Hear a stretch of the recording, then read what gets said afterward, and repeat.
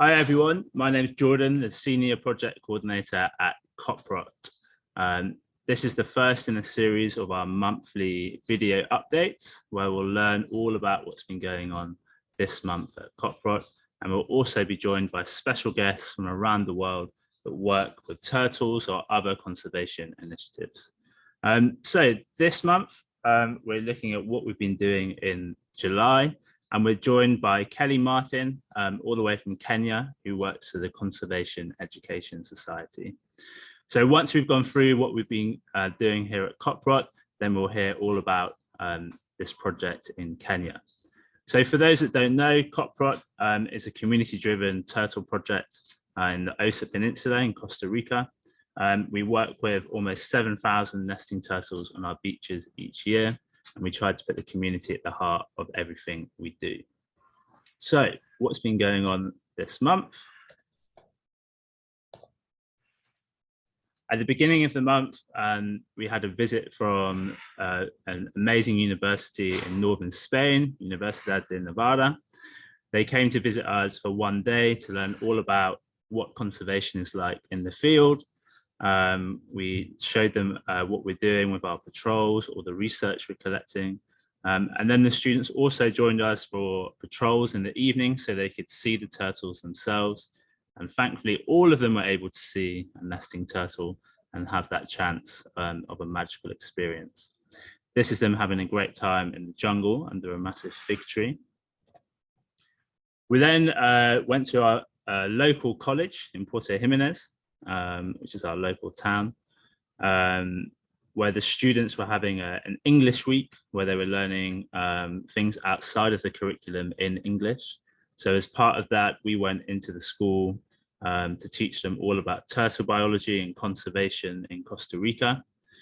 So we gave them a talk in English, and then to show that they were taking in that knowledge, they had to make these great posters, difficult to see here in this group photo.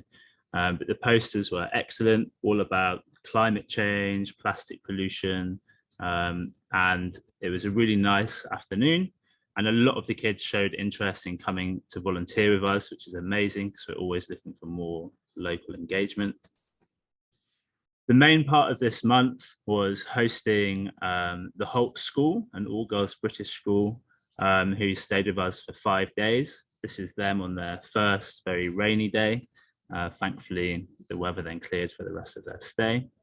They learned all about turtle biology and about turtle conservation. We went for lots of beautiful walks. We did some beach cleans, and they also helped out on a few of the jobs that needed to be done on the COPROT site as well. So they all had a great time. Very tiring patrolling the beaches every night. Some of the girls were lucky enough to see over 10 turtles, I believe. And some were even luckier and saw some babies as well. So we had fun hosting the Holt School. We've also had quite a few volunteers running through our project throughout July. On the left here, we have an amazing family from California. Michelle and her 2 children, Jacob and Charlotte, stayed with us for 1 week. This picture is them planting some mango seeds so that they can come back when they're older to see their mango trees grow.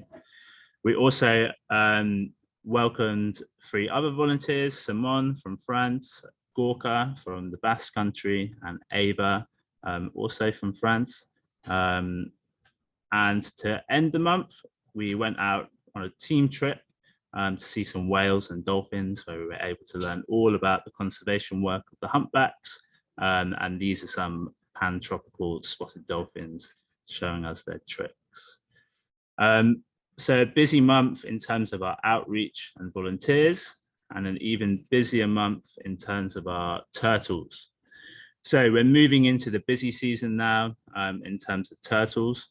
In July, we had 614 olive ridleys nesting on our 2 beaches, and over 1,000 registered activities. So whether that's false crawls, predated nests, so lots of olive ridley action.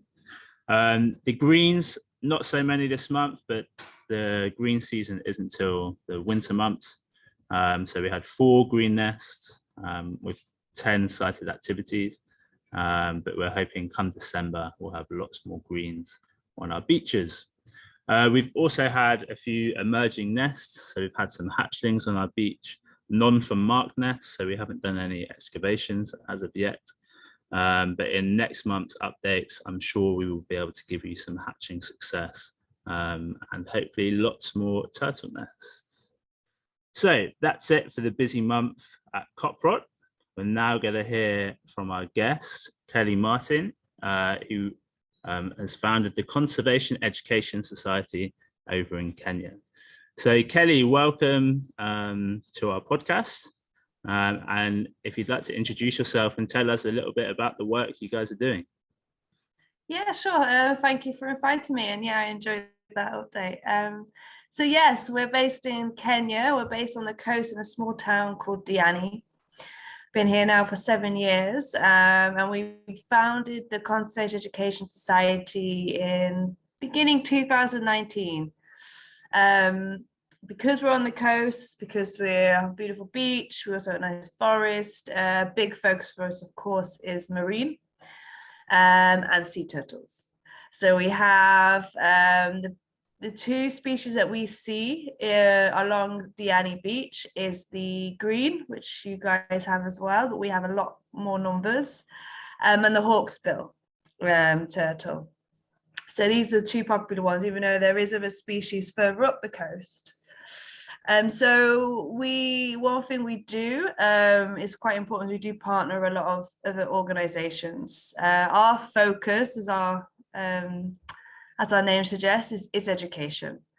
So we are very much focused on increasing awareness, working with schools, communities, to increase conservation awareness in the area.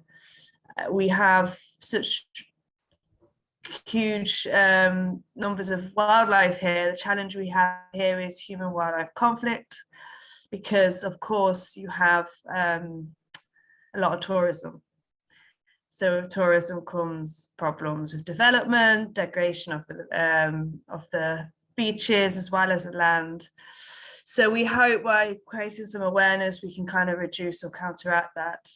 And such activities, I mean, recently, to focus very much on sea turtles, we did a big sea turtle festival.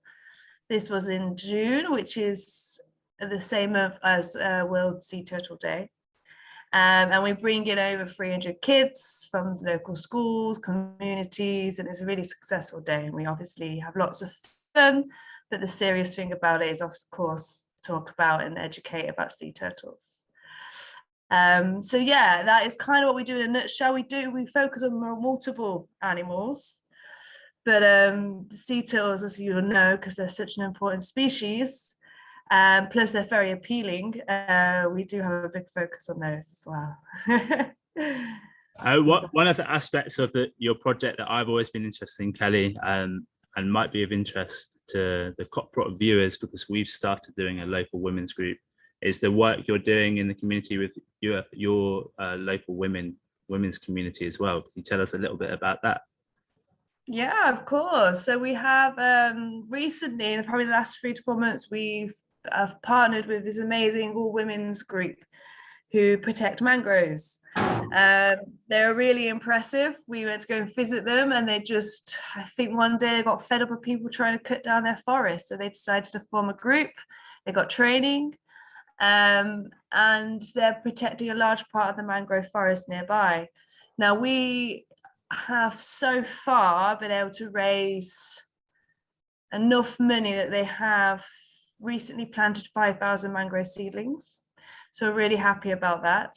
But we're also trying to fundraise money for them to get some business training, because these are all women from the community. So we're looking to see how they can develop their own businesses, so they can continue their work. We also do so we funded them to come and join us at the Sea Turtle Festival, and they had their own stand and was able to network a bit more.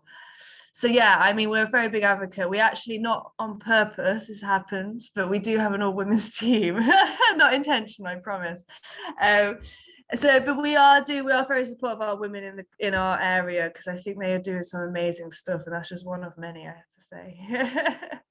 Sounds awesome. And if people wanted to like support your project or get involved, is there any way that they could do that? Yeah, I mean, we're always, Ella, as you were very aware of the project you work on, the challenge always is support and funding and so forth. But you can, we have a website, which I know you got at the end. We're on social media. And we have different ways. I mean, people are not, I mean, we always say a donation is fantastic. You can sponsor a school field trip. We have this all available on our website.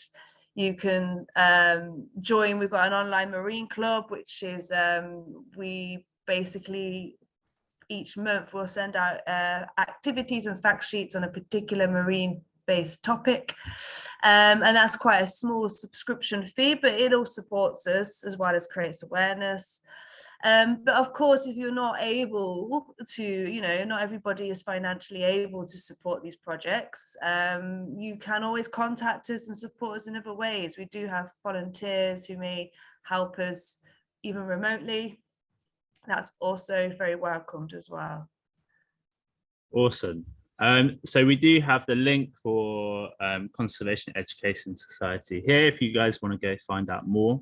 And me and Kelly are also working and talking about building up this educational work in terms of using turtles as an umbrella species to teach people all about sustainability and climate change and these things.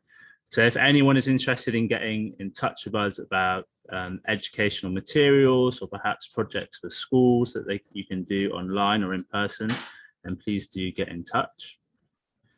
So Kelly, thank you so much for joining us, and I hope these guys will all head over to your website and find out more and potentially support you.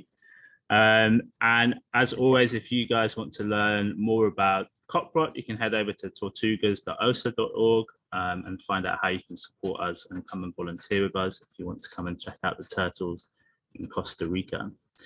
So that's it for this month. Thank you guys for joining us, and we look forward to having you here next month to find out all about what we've been up to in August.